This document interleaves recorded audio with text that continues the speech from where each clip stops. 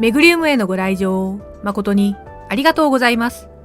ご案内は水族館大好きサメ人間、大場メグと、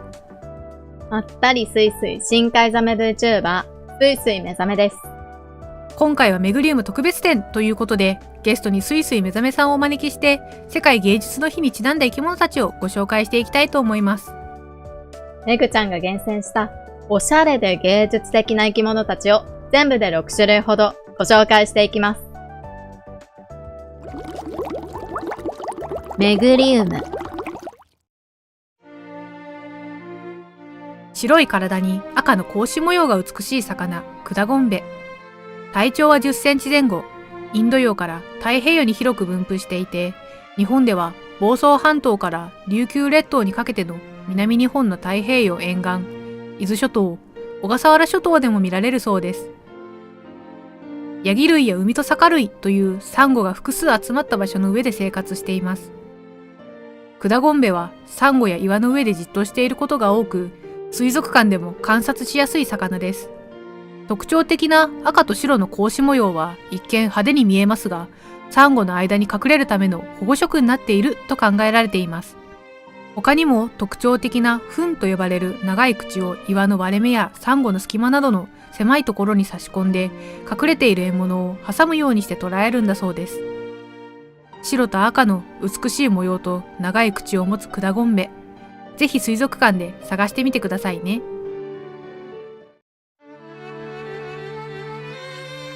皆さんは体がエメラルドグリーンの美しい魚を見たことはありますか？美しい体の色におちょぼ口が特徴のクギベラ。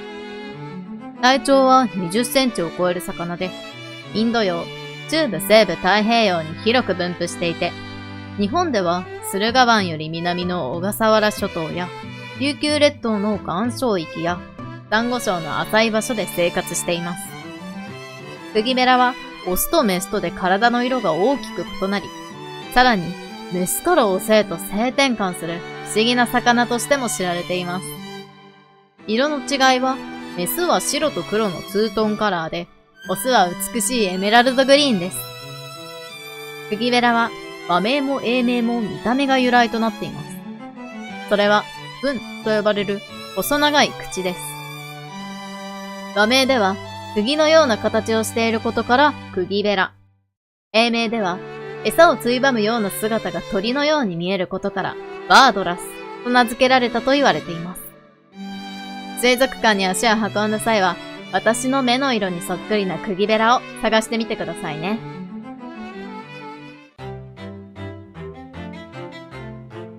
大人はしましま、子供は渦巻き。まるで謎々のような魚を知っていますか？縦縞巾着鯛は成長によって体の模様がガラッと変わる不思議な魚です。体長は40センチ、インド洋から太平洋、日本では伊豆諸島、小笠原諸島、南日本の太平洋岸に分布していて、サンゴ礁域や岩礁域で暮らしています。縦縞巾着鯛は幼魚の頃は青と白の美しい渦巻き模様ですが、成長すると青と黄色の縞模様に変化します。なぜこのように成長によって模様が大きく変わるのかというと、縦縞巾着鯛は縄張り意識が強く、縄張りに入ってきた別の縦縞巾着鯛を追い出してしまうため、幼魚の頃は成魚とは全く違う模様になることで、別の種類の魚に見せかけて縄張りに入っても成魚に襲われないようにしているんだそうです。この模様の変化はだんだんと変わっていくため、成長途中の縦縞巾着鯛は渦巻き模様と縞模様が混ざった芸術的な姿になります。水族館で縦縞巾着鯛を見つけたときは、模様の様子も観察してみてくださいね。美しい極彩色の着物をまとったような魚、ニシキテグリ。体長は7センチ前後と言われていますが、小さいもので4センチ未満、大きいもので9センチのニシキテグリも見られるそうです。東部インド洋から中部西部太平洋の熱帯域。日本では琉球列島に分布していて、サンゴ礁の枝サンゴの隙間で暮らしています。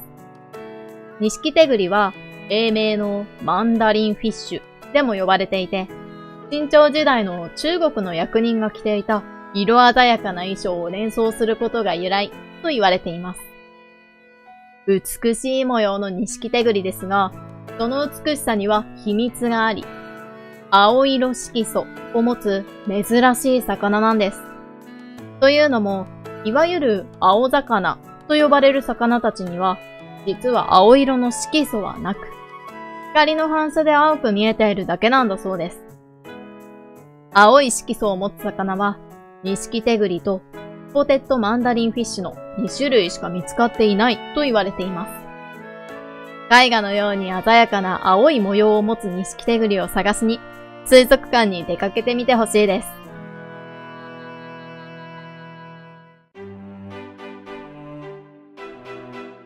モンガラカワハギは黒地に白や黄色のド派手な模様が人気の魚です。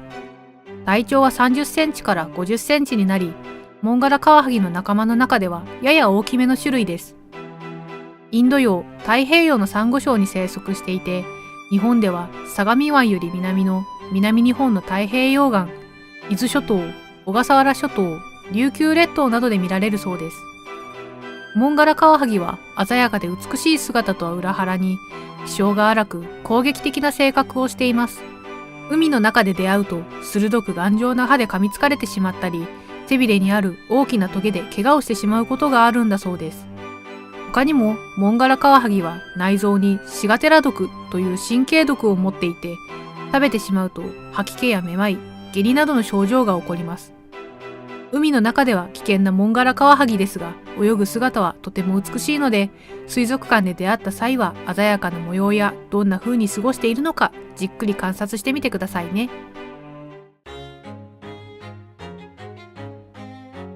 皆さんは生きた化石と呼ばれるオウムガイを見たことはありますか？体長は殻の直径が10センチから15センチと言われていて、インド洋から西太平洋、タイやオーストラリアなどに分布していて、水深200メートルから500メートルの深海で暮らしています。5億年前から姿を変えずに生き残ってきたオウムガイは、大きな殻を持つ見た目から貝の仲間と間違われますが、実は頭足類というタコやイカの仲間なんです。オウムガイの名前の由来は、殻の形がオウムのくちばしに似ているからオウムガイと名付けられたと言われています。英名では、ギリシャ語で船舶という意味のノーチラスという名前で呼ばれています。これは、オウムガイが持つ浮力を調整する能力が潜水艇と似ていることが由来だと言われていて、ジュール・ベルヌの小説、海底2万里に登場する潜水艦や、実在する様々な潜水艦がノーチラスと名付けられたんだそうです。現在、オウムガイはワシントン条約により国際的な取引が規制されていて、日本に分布していないオウムガイを国内で見ることはほとんどできなくなってしまいました。2024年10月時点で、日本では鳥羽水族館でパラオオウムガイを見ることができます。鳥羽水族館の近くへお出かけの際は、ぜひ貴重なオウムガイを見に行ってみてはいかがでしょうか。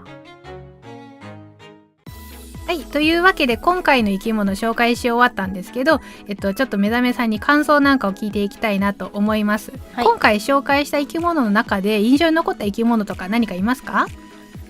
私オウムガイが好きで、やっぱ同じ深海暮らしっていうのと、あと昔から姿変わらないっていうロマンがあるっていうのが理由なんですけど、鳥羽水族館で見られるっていうの知らなかったから行ってみたいです。鳥羽水族館でしか見れなくなっちゃったから、ぜひね近くに遊びに行くことがあったらね、見てみたいと思いますけども会ってみたい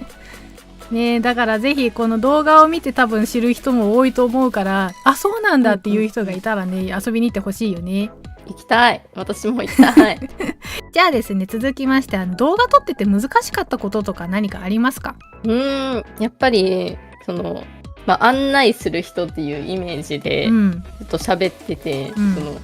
抑揚をつけつつ、噛まずに文章を読むことがとても難しかったですそうだよね、難しい文章多かったもんねやっぱどうしてもね、噛んじゃったってなってめっちゃ読み返して、夜中にいやでも動画編集してて思ったけど、目覚めさんの読み方めっちゃいいなと思って、よかった。わあ最高すぎーって思ったもん。頑張りました。読むの。よかった本当に。頑張りました。いや目覚めさん誘ってよかったなと思ったよ本当に。よかったです。じゃあですね、最後にメグリウムのお客さんにアピールすることありますか？日頃どんな活動してるよとか、何か宣伝することとかあれば。はい、私普段は雑談とか、ゲーム配信とか歌とか、結構いろいろ自分の好きなことをやりつつ活動してて、あともちろんお絵描きも大好きなので、今日の日にふさわしい感じにいっぱいいろいろお絵描きとかもしているので、よかったら活動を見てください。よろしくお願いします。もう本当に目覚めさんの絵すごく可愛いので、ぜひね目覚めさんのチャンネルにも遊びに行ってみてください。